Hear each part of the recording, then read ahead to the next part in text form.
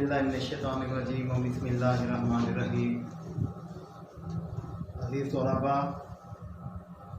Friend public high school Taunsa Sharif की तरफ से उर्दू का उस्ताद लियाकत अली। आज मिर्ज़ा मोहम्मद सईद के जो सबक है उसको आगे पढ़ेंगे। सफ़र नंबर 14, उसका आखिरी पैराग्राफ पढ़ते हैं। अपनी अपनी किताबें खोल लें। बिस्मिल्लाहिर्रहमानिर्रहीम। मिर्ज़ा साहब दिल्ली के शुरफा के एक मुतमव्विल ख़ानदान के चश्मो चिराग थे। मुतमव्विल अमीर, खाता पीता, चश्मो चिराग, बेटा औलाद। मुसन्निफ़ प्रोफेसर मिर्ज़ा मोहम्मद सईद के बारे में बताते हैं कि वो दिल्ली के उन खाते पीते घराने से ताल्लुक़ रखते थे कि जो दिल्ली के मुअज़्ज़िज़ शरीफ ख़ानदान थे, उनके एक अमीर ख़ानदान से ताल्लुक़ रखते थे। तेराहा, बैरम खान। तेराहा वो रास्ता, वो जगह जिसके 3 रास्ते हो। से आगे बढ़कर एक रास्ता सीधे हाथ को मुड़ जाता है। इसी के नुक्कड़ पर, कोने पर मिर्ज़ा साहब का आबाई मकान था। आबाई बाप दादा, आबाई मकान, बाप दादा का मकान। इसी इलाके में सरसैयद मखान का कदीमी मकान भी था। कदीम, पुराना, यानी वही इलाका तेरा बैरम वाला, तो उसी इलाके में सरसैयद मखान का पुराना मकान भी था। सरसैयद से भी मिर्ज़ा साहब की अजीज़दारी थी, रिश्तेदारी, अजीज़दारी रिश्तेदारी। और मुंशी ज़काउल्लाह से भी उनकी कराबतदारी हो गई, करीबी ताल्लुक़, कराबतदारी, करीबी ताल्लुक़, यानी सरसैयद के साथ उनकी रिश्तेदारी थी और मुंशी ज़काउल्लाह उनके साथ उनके करीबी ताल्लुकात थे। 50-60 साल पहले दिल्ली के मुसलमान शुरफा में अंग्रेज़ी तालीम को अच्छी नज़रों से नहीं देखा जाता था, मगर सरसैयद ने मुसलमानों के इस गलत नज़रिए की बहुत कुछ इस्लाह कर दी थी। यानी इब्तदा में जब अंग्रेज़ी तालीम राइज की गई थी तो मुसलमान उसको अच्छा नहीं समझते थे, और जो वो अंग्रेज़ी तालीम हासिल करता था तो मुसलमान यही समझते थे ये दायरे इस्लाम से खारिज हो गया है।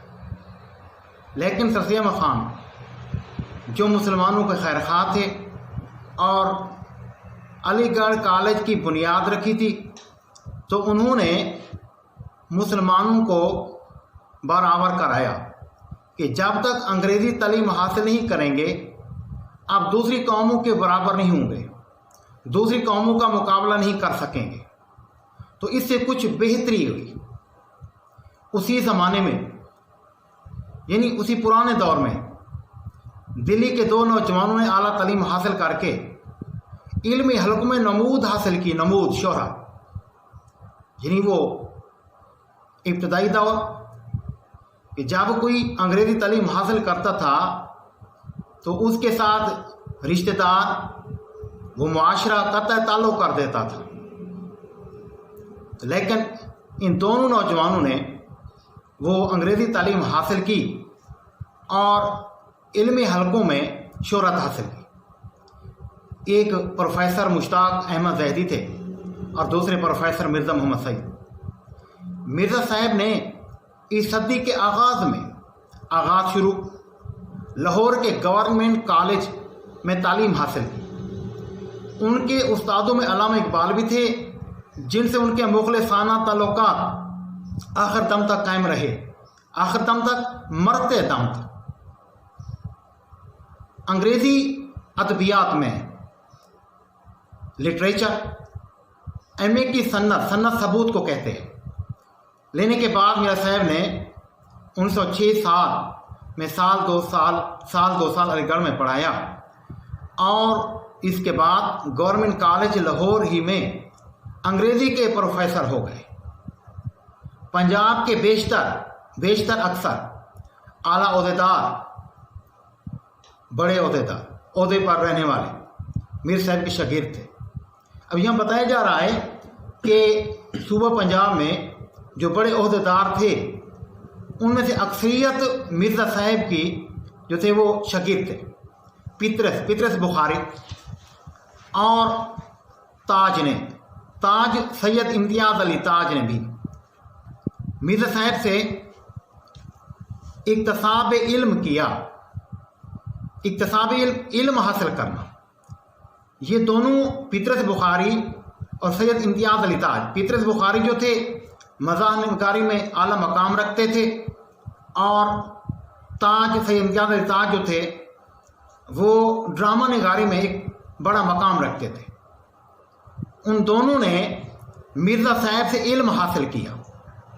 बाद में पितरस खुद अंग्रेज़ी के प्रोफेसर हो गए थे, मगर अपनी गैर मामूली मामूल से ज़्यादा, बहुत ज़्यादा काबिलियत व ज़िहानत के बावजूद मिर्ज़ा साहब की इल्मियत बहुत ज़्यादा इल्म कि आगे अपने आप को ही समझते थे, कम तर समझते थे।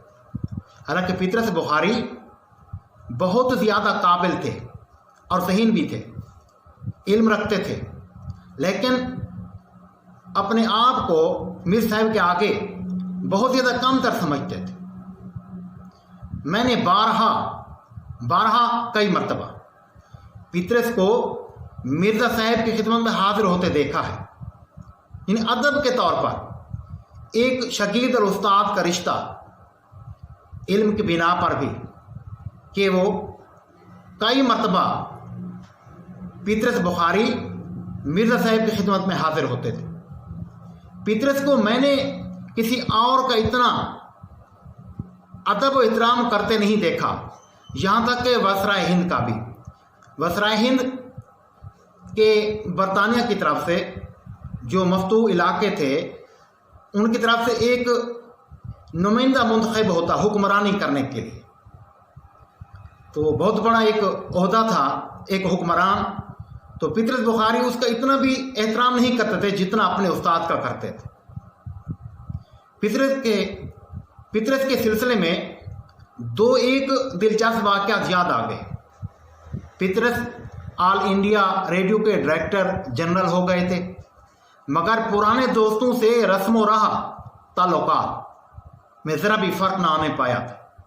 यानी मुसन्निफ़ यहाँ बताता है पितरस हालांकि बहुत बड़े ओहदेदार थे, बड़ा ओहदा मिला, लेकिन फिर भी उनके मिजाज में कमी नहीं आई कि जो पुराने ताल्लुकात थे उनको निभाते रहे, उनमें फ़र्क नहीं आया। मिर्ज़ा साहब को भी उन्होंने किसी न किसी तरह आमादा कर लिया था, आमादा किया कि रेडियो से कभी कभी तकरीर नशर किया करें, शेयर करें, कि एक ताल्लुक़ था।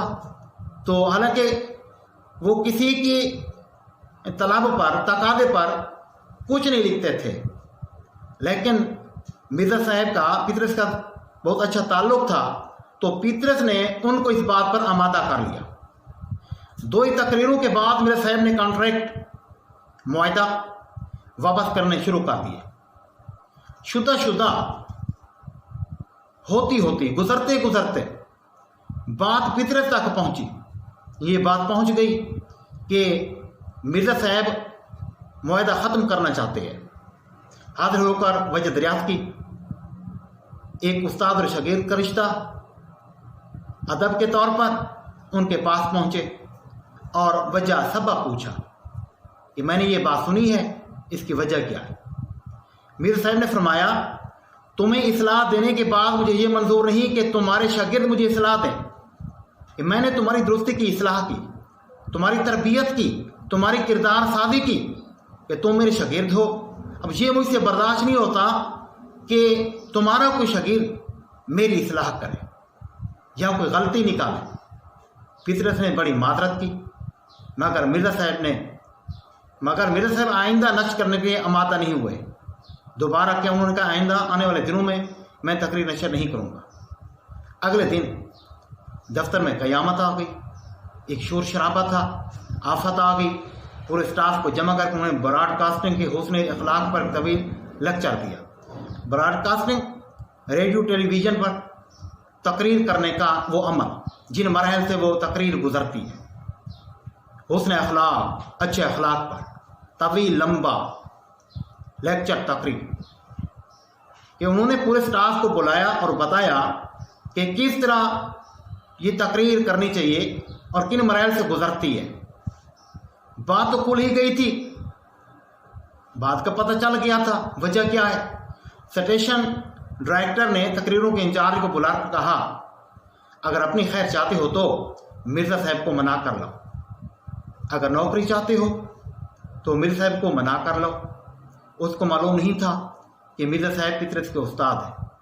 हस्बे दस्तूर कानून के मुताबिक अपनी कार्रवाई, अक्सर बेशतर बच्चे ये गलत लिखते हैं, कार्रवाई लिखते हैं। ये कार जो ना कार्रवाई, कार्रवाई के माने काम को आगे बढ़ाना। दिखाने के लिए मैंने उनके मुसव्वदे में से मुसव्वदा खामते ही 2-1 फ़िक्रे निकाल दिए थे। इन फ़िक्रों का निकालना उसका नौकरी से निकाले जाने का पेश खैमा हो गया। पेश खैमा, सबब, वजह।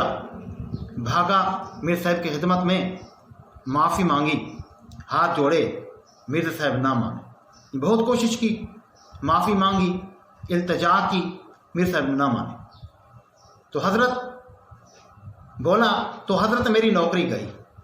यानी आप अगर नहीं मानते, बात नहीं मानते तो मेरी नौकरी चली गई। बाल बच्चे भूखे मरेंगे और आपको दुआएं देंगे। मिर्ज़ा साहब के कान खड़े हुए जब ये बात सुनी, यानी मिर्ज़ा साहब के कान खड़े हो गए, तवज्जो, गौर करना। बोले ये तो मैं नहीं चाहता। उसने कहा अगर आप ये नहीं चाहते तो इस कॉन्ट्रैक्ट पर दस्तखत कीजिए, दोबारा मुआहदा कर दीजिए। मिर्ज़ा साहब ने फ़ौरन दस्तखत कर दिए। जंग के ज़माने में हुस्न इत्तफाक से, अच्छा इत्तफाक से, दिल्ली में लाहौर के बेशतर अक्सर अदीब और शायर रेडियो में या दूसरे सरकारी महकमों में जमा हो गए थे। पितरस की तहरीक, अब ये जंग अजीम दोम की बात हो रही है। पितरस की तहरीक पर एक महदूद छोटा सा अदबी हल्का गिरोह कायम किया गया, जिसमें डॉक्टर तसीर, जिसे MD तसीर कहते हैं, फ़ैज़ फ़ैज़, हामिद अली ख़ान, हमीद अहमद ख़ान, चिराग हसन हसरत, महमूद निज़ामी, ग़ुलाम अब्बास, अंसार नासरी वगैरह शरीकों किए गए थे, जिन्हें मुख्तलिफ ये अदीब थे। कोई शायर था और कोई यूँ कह सकते हैं कि सहाफ़त से ताल्लुक़ रखता था। ये तमाम इकट्ठे हो गए। हर महीने उसका एक जलसा होता था, कभी पितरस के घर पर और कभी डॉक्टर तासीर के घर पर। इसमें एक मकाला, तख्लीकी मज़मून, इल्मी मज़मून किसी अदबी मौजू पर पढ़ा जाता और इस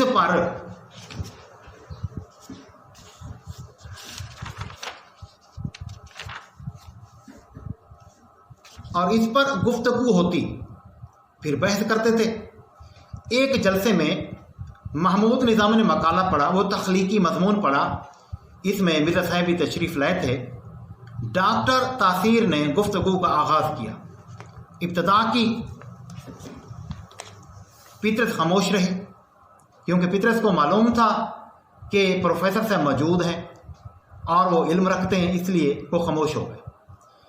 मिर्ज़ा साहब से दरख्वास्त की कि कुछ फरमाएं। मिर्ज़ा साहब बहस व मुबासे में को नापसंद करते थे, जिन्हें बहस में नहीं पढ़ना चाहते थे, इसलिए बड़ी मोहतात राय देते थे, इन एहतियात के साथ कोई मशवरा देते। अंदाज़ा कुछ ऐसा होता था, नहीं ये बात तो नहीं, मगर खैर ऐसा भी होता है।